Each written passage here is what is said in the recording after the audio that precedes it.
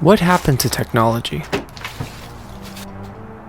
There was a time when technology felt alive.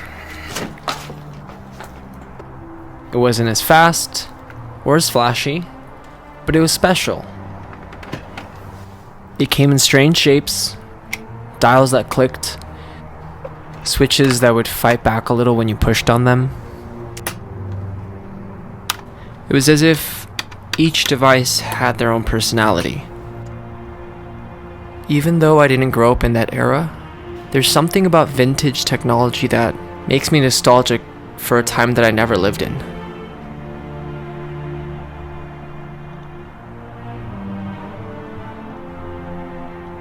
Somehow, it takes me back to a simpler time in my life.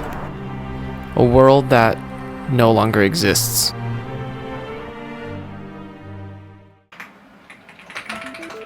When I was a kid growing up, there were a bunch of tech items that I idolized, mainly because I couldn't afford them.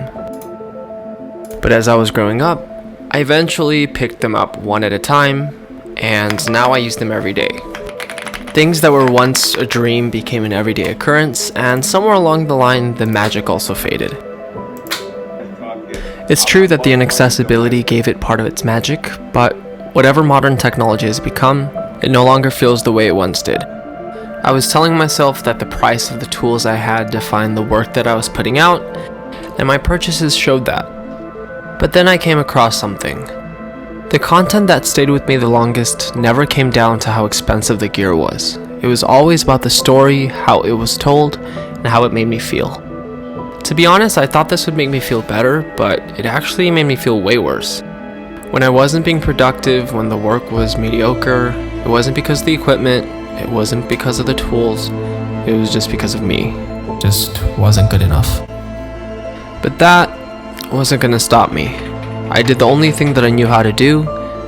I just kept working through the doubt, through the frustration, pushing towards finishing my next project, hoping that it might finally give me the validation that I was chasing. But of course, life never goes the way you want it to.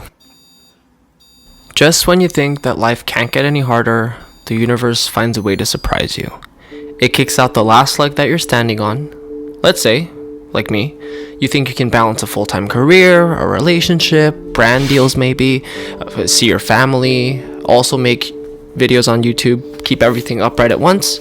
Nope, you don't get it. I get hit with the flu, and suddenly I can't do any of those things properly. Life lands a clean uppercut, you're on the floor staring at the canvas, and the smell of sweat and blood is in the air. Strangely, that's where creativity is at its purest. There's no glamour, no shiny toys, just you and your thoughts in a silent room, just like how it was before all the distractions. Social media turns comparison into habit, and appreciation into something that we slowly lose. Even so, it seems to be the path that the world is determined to follow. We forget the things that actually matter, the ones grounded in our own reality. Today, we're constantly pushed towards the next shiny thing, again and again and again. And in that endless chase, there's barely any space left to appreciate what we already have. Most of the time, we don't need more, we need to do more with what we have.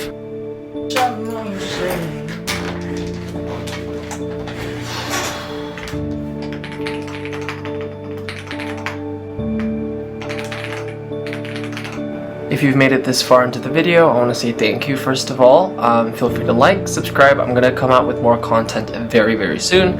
Also, go watch my video that I made about why I did not upgrade to the iPhone 17 Pro Max when it first came out. I'm keeping my phone. I hope you guys have a good night. Have a good day.